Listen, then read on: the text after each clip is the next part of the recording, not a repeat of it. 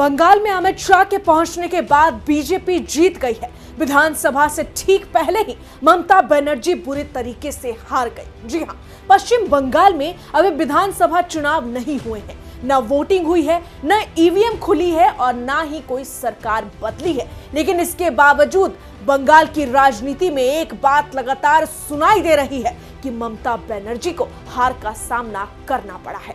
अब सवाल यह है कि जब चुनाव हुआ ही नहीं तो हार कैसी, और ये हार भी कोई मामूली नहीं है, बल्कि ऐसी हार जिसके बाद नंदीग्राम में पुलिस तैनात करनी पड़ी।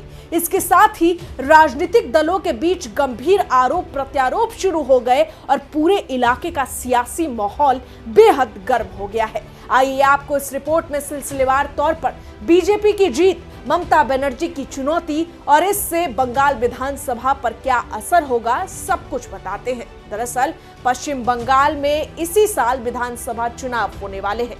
पूरे 294 सदस्यीय पश्चिम बंगाल विधानसभा के लिए चुनाव मार्च या अप्रैल 2026 के दौरान कराए जाने की उम्मीद जताई जा रही है।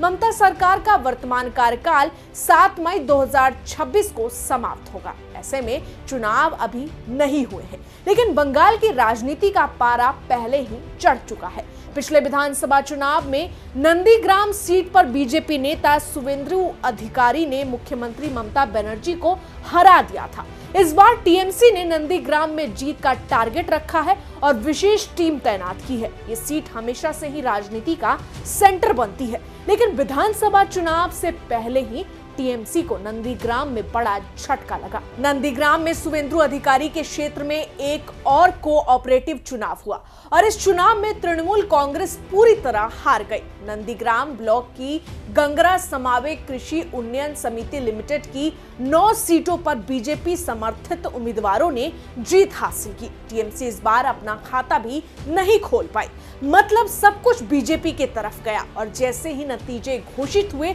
इलाके में तनाव फैल गया। टीएमसी के कोर कमेटी सदस्य बप्पादित्य गर्ग की कथित तौर पर पिटाई हुई। पुलिस को तुरंत मौके पर तैनात करना पड़ा।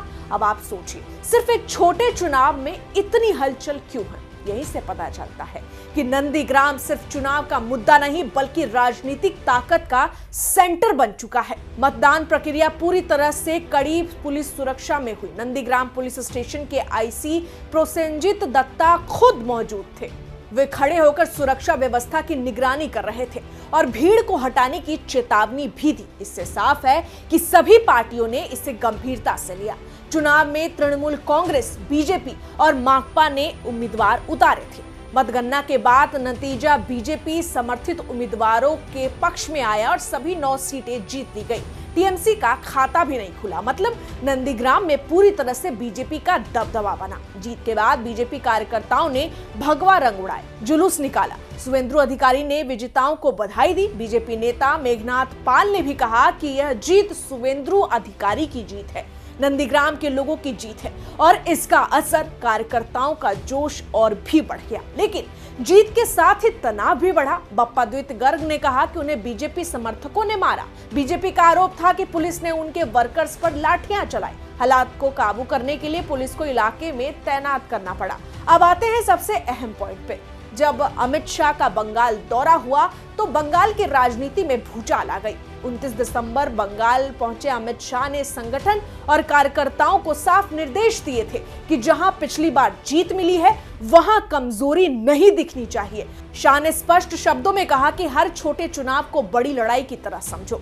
नंदीग्राम जैसे संवेदनशील इलाकों में संगठन मजबूत करो और अब नंदीग्राम का नतीजा बताता है कि उनकी रणनीति काम कर रही है। नंदीग्राम ब्लॉक की गंगरा समावे कृषि उन्नयन समिति लिमिटेड की 9 में 9 सीटों की जीत केवल चुनाव की नहीं बल्कि सियासी ताकत का संदेश है। पिछली बार नंदीग्राम से ममता बनर्जी की हार हुई थी, इस बार पूरी तैयारी थी, लेकिन यह हार उनके लिए राजनीतिक और मानसिक झटका साबित हो रही है।